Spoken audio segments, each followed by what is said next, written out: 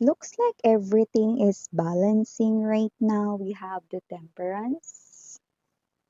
Okay. It looks like there is a karma happening in your love life situation right now. By the way, kung may marinig kayong parang maingay, no, like construction, something, no, yeah, I do apologize for that, mga babes, no, there's a construction going on sa aming neighborhood and it's near. So yeah, thank you so much for your patience and understanding ng mga babes, no? Yun ay ating intindihin na lamang, no? Kasi pag yan ay ating inireklamo, baka palipatin ako ni Kap sa kabilang barangay. So let us see what else we need to know about this situation here for my collective people. Happy Saturday, everyone. Thank you so much you're here na naman with me. I do appreciate each and every one of you guys kahit na hindi ko alam kung ano ang mga pangalan ninyo. And I'm so glad that you're here at lumalaki ang ating family.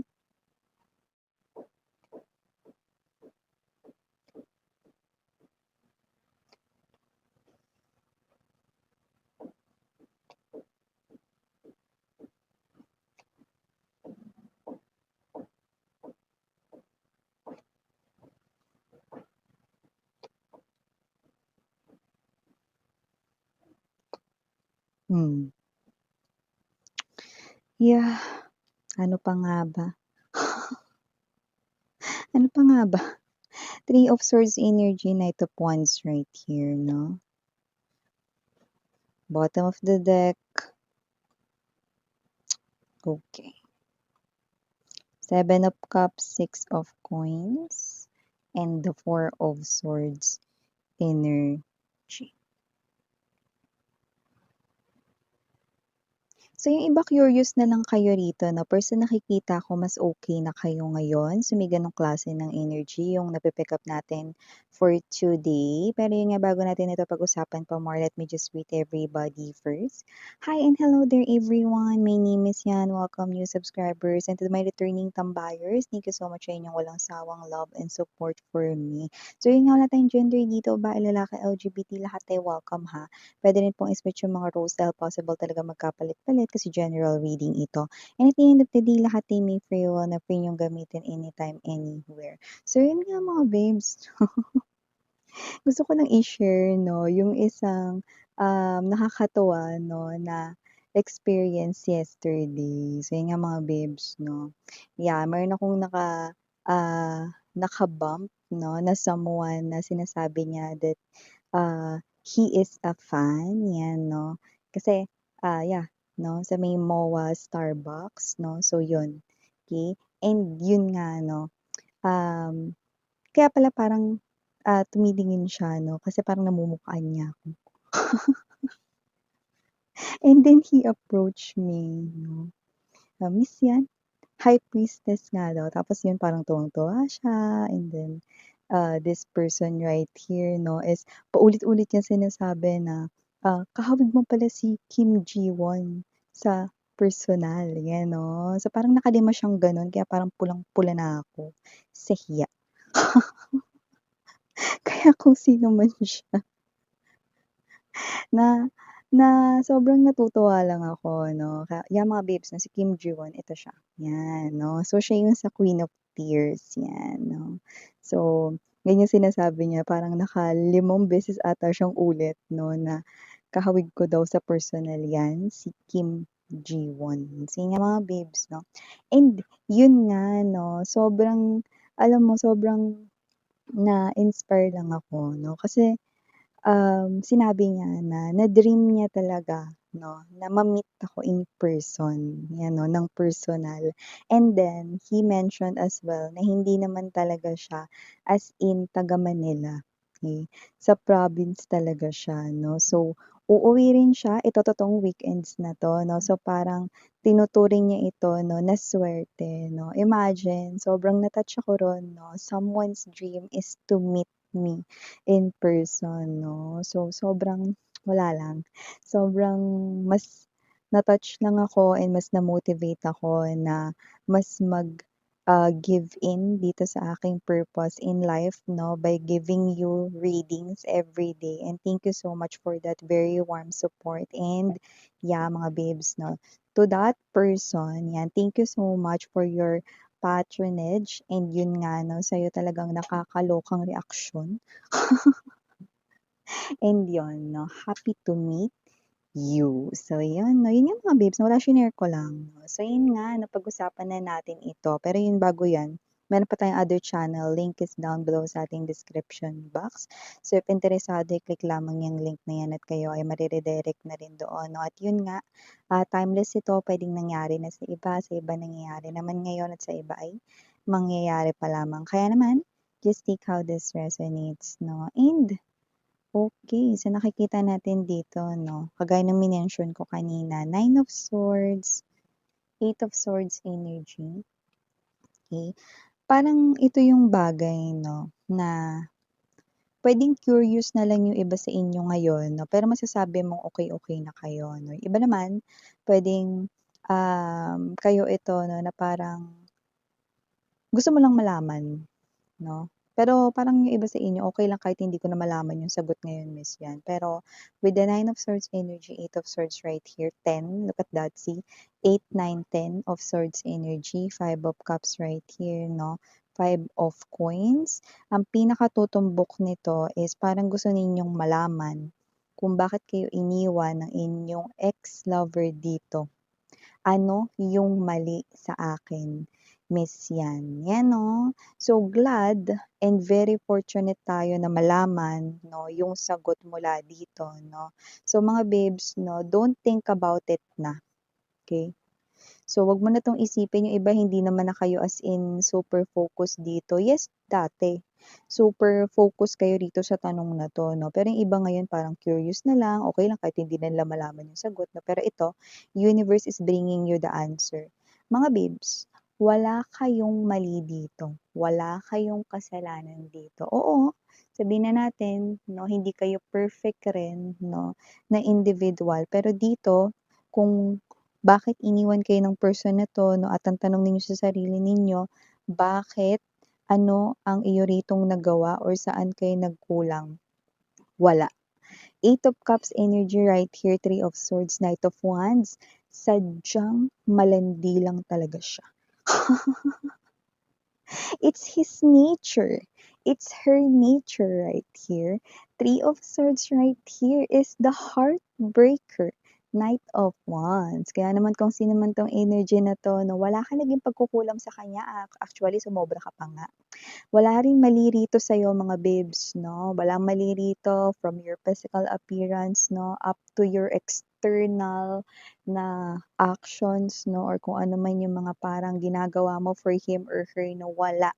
Sadyang, ang sagot ay, sadyang malandutay lang talaga siya. Malandutoy, malandutay, no? Babae, lalaki, LGBT. In short, hashtag sadyang malandi lang siya. Yun yun mga babes, no? So we have here this Five of Wands energy, Nine of Wands. You're really looking for the answers deep within you. And yung iba sa inyo, yes, hindi ko may tatatuan, no? Talagang sinisi niyo yung self niyo rito. No? Maybe this person here point finger sa inyo, no? Na, kasi ikaw kasalanan mo, collective yan, no? Maybe that person here did that to you. Okay? Maybe this person here blamed you for this separation, for this paghihiwalay, for this breakup right here in the past, no? Kaya ikaw ito na naisip mo ito, no? Na ano yung mali sa'yo, ano yung mga pagkukulang rito sa'yo, no? And I mean, ano yung mga pagkukulang mo sa kanya, no? Well, nakita ko nga sobra pa nga yung ginawa mo. And to the point, mga babes, no, na para isantabi mo yung self mo or parang mas unahin mo siya rito, ibang level yun, no? So, nagawa mo rin yun way back before, no? May mga times, no, na kailangan mo yung pera at kung titimbangin mo kung kanino mas kailangang ibigay yon at kung sino ang mas may dapat kumailangan nun, no? Kahit mas kailangan mo yun, binigay mo sa kanya.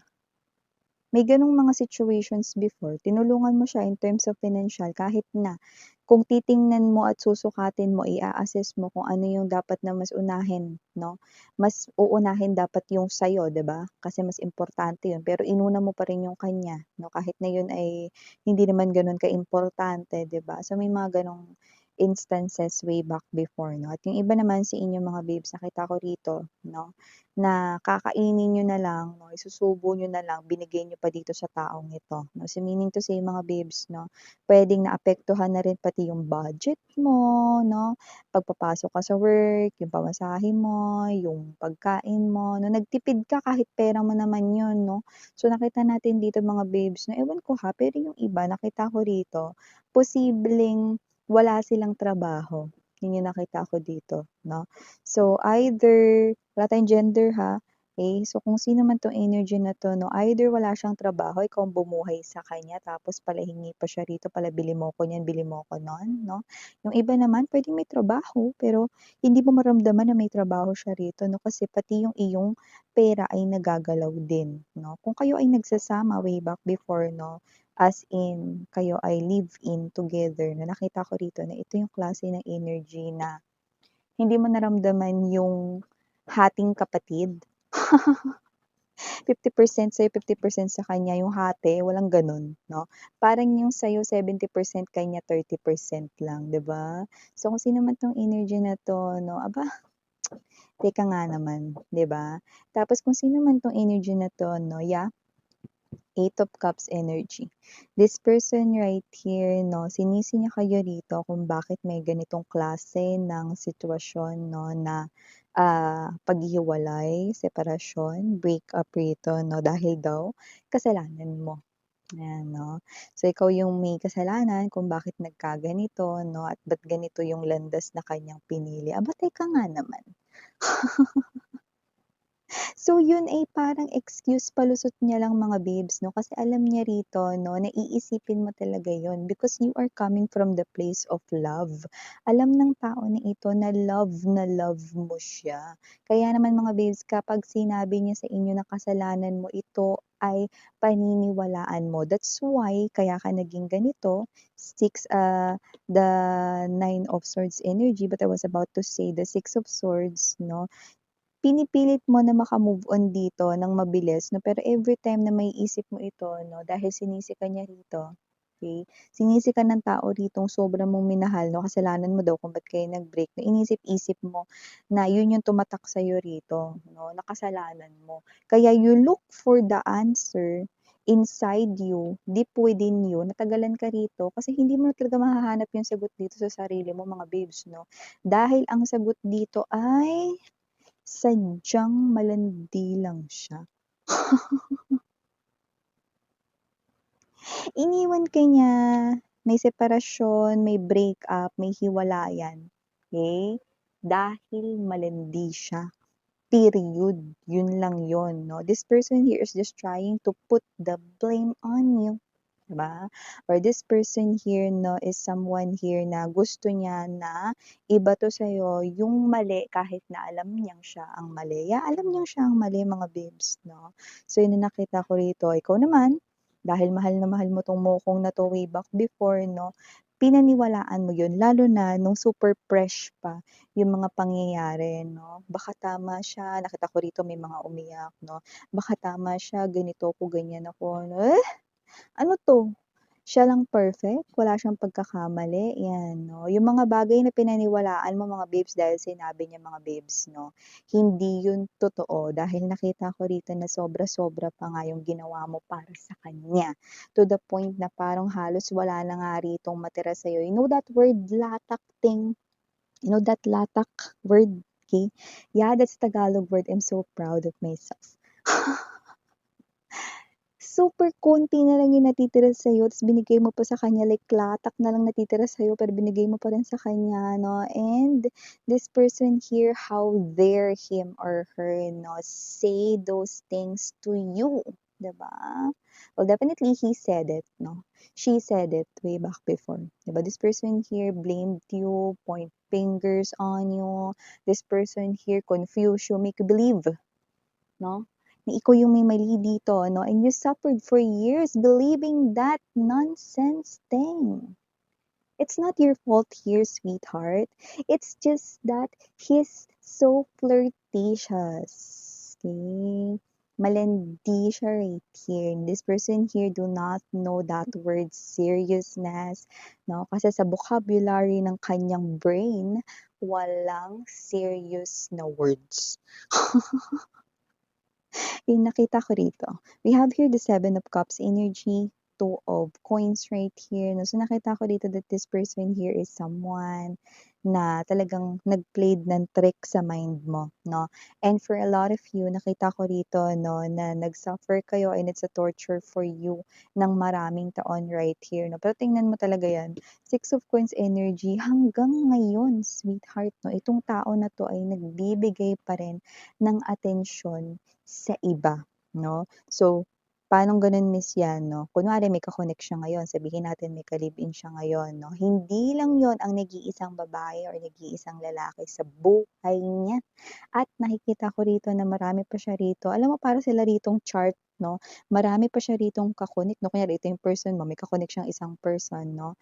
Yung ka-connect niyang isang person na yon, pwedeng yun yung ka-live-in niya or kinakasama niya, no? Pero may iba pa siyang mga kausap. No, kung gagawa tayo ng chart mga babes, no, parang maaari na silang maging kumpanya. Yung nakikita ko rito, no? So, maaaring may mga schedule pa yung mga kausap niya, no? Pero ang maganda noon kasi hindi kayo nakakain, like hindi niyo magawa na makakain at makapag-focusin yung trabaho at daily routine na kailangang gawin, no? Sa inyong personal na life, no? Pero ngayon nakita ko, no, that with this Four of Swords energy, no, kayo ay okay na, no? So, ngayon na mas nalaman ninyo yung sagot, no, napatunayan ninyo, actually, iba alam niyo na yung sagot way back before, eh, no? Ngayon, mas kinonfirm pa, no, na ito yung sagot dito, no, kung bakit kayo rito iniwan, no? So, ngayon, mas karoon na kayo ng peace of mind lalo, no, at mas magkakaroon kayo rito, no, ng, um, what's this?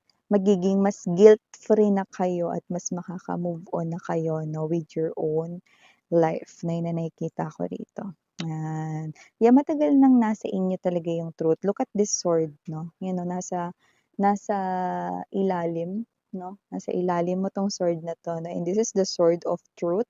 This is the sword na hawak ni Hustisya, no?